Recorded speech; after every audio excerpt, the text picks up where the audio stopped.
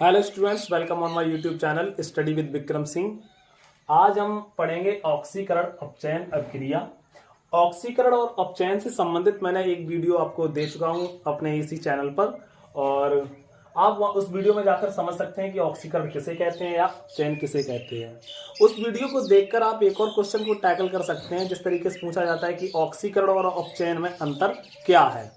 तो इन सब की जानकारी के लिए आप हमारे पिछले वीडियो को देख सकते हैं, और उसमें दो क्वेश्चन और मैंने डिस्कस किए थे कि ऑक्सीकारक किसे कहते हैं और अपचायक किसे कहते हैं।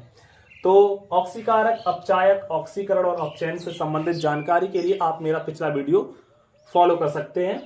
अब यहां पर हम देखेंगे ऑक्सीकरण अपचयन अभिक्रिया, या इसी को कहा जाता है रेडॉक्स अभिक्रिया।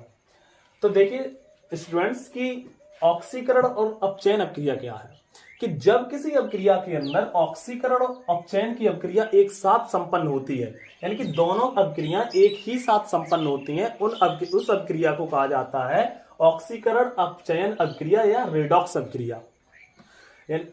एक बार फिर से समझ लीजिए कि किसी भी अभिक्रिया में जब ऑक्सीकरण और अपचयन की अभिक्रिया एक साथ संपन्न होती है तो उस अभिक्रिया को कहा जाता है ऑक्सीकरण अपचयन अभिक्रिया या रेडॉक्स अभिक्रिया, जिसमें एक पदार्थ का अपचयन होता है और एक का ऑक्सीकरण होता है। इसको हम एक बहुत ही सिंपल उदाहरण के साथ समझ सकते हैं, और आप भी समझने का प्रयास करिए। जैसे कि एक अभिक्रिया लिखूं कि Zn प्लस CuSO4, और ये यहां पर बन जाएगा आपका ZnSO4 प्लस Cu। अब अगर हम इसे आयन में ब्रेक करें तो देखिए Zn एक परमाणु है, तो इस पर आवेश कैसा होगा? 0 होगा, क्योंकि परमाणु अपनी सामान्य अवस्था में कैसा होता है? उदासीन होता है। और अगर यहाँ क्या देखें तो यहाँ हो जाएगा आपका Cu डबल पॉजिटिव और SO4 डबल निगेटिव। जैसा कि मैंने आपको मूलक अभी पढ़ाया नहीं है, लेकिन आपने अपने क्लास में कभी तो पढ़ाई होगा मूलक के बारे में, कक्षा 9 में बहुत डिटेल में दे रखा है। और इसे अगर हम देखें तो Zn प्लस 2 SO4 माइनस 2, और यहाँ पर ये कॉपर भी अपनी परमाणुिक अवस्था में, यहाँ पर ये क्या है? कॉपर का परमाणु, और परमाणु पर आवेश कैसा होगा? 0 होगा।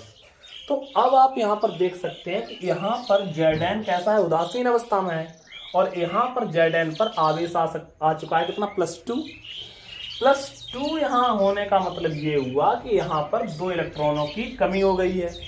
तो इसका मतलब ये हुआ कि Zn ने 2 इलेक्ट्रॉनों का त्याग किया होगा। कितना? 2 इलेक्ट्रॉनों का त्याग किया होगा, तभी उस पर ये जो Zn परमाणु है ये Zn आयन में, यानी जिंक आयन में कन्वर्ट हो गया है। तो इस प्रकार से हम कह सकते हैं कि यहाँ पर जिंक द्वारा इलेक्ट्रॉन का क्या किया जा रहा है? त्याग किया जा रहा है। और जब इलेक्ट्रॉन का त्याग किया जाता है तो उस अभिक्रिया को कहते हैं ऑक्सीकरण। क्या कहते हैं? ऑक्सीकरण। ठीक है। अब वहीं अगर हम दूसरी तरफ देखें तो यहाँ पर कॉपर को, तो Cu प्लस 2 है यहाँ, और आगे जाकर ये अपनी सामान्य यानी उदासीन अवस्था में पहुंच गया है कि अब यहाँ पर इस पर कोई भी आवेश नहीं है। तो यहाँ पर इलेक्ट्रॉन की क्या थी? कमी थी, और यहाँ पर कोई कमी नहीं है। तो इसका मतलब ये हुआ कि इस अभिक्रिया के दौरान कॉपर ने 2 इलेक्ट्रॉन ग्रहण किए हैं। क्या किए हैं? 2 इलेक्ट्रॉन ग्रहण किए हैं, और कैसा हो गया है? उदासीन। तो जब कोई अभिक्रिया के दौरान, किसी भी अभिक्रिया के दौरान इलेक्ट्रॉन ग्रहण किए जाते हैं तो उस अभिक्रिया को कहा जाता है अपचयन अभिक्रिया। क्या कहा जाता है? अपचयन। अपचयन और ये ऑक्सीकरण आप मेरे पिछले वीडियो को देखकर समझ सकते हैं। तो आप देख सकते हैं कि Zn प्लस CuSO4 इस जो अभिक्रिया यहाँ पर जो दे रखी है, इसमें ऑक्सीकरण भी हो रहा है और एक साथ अपचयन भी हो रहा है। तो इस तरीके से हम कह सकते हैं ये जो अभिक्रिया दे रखी है ऊपर, यह एक ऑक्सीकरण अपचयन अभिक्रिया का उदाहरण है, जिसे हम रेडॉक्स अभिक्रिया भी कहते हैं। इसको हम एक और उदाहरण से यहां पर समझ सकते हैं।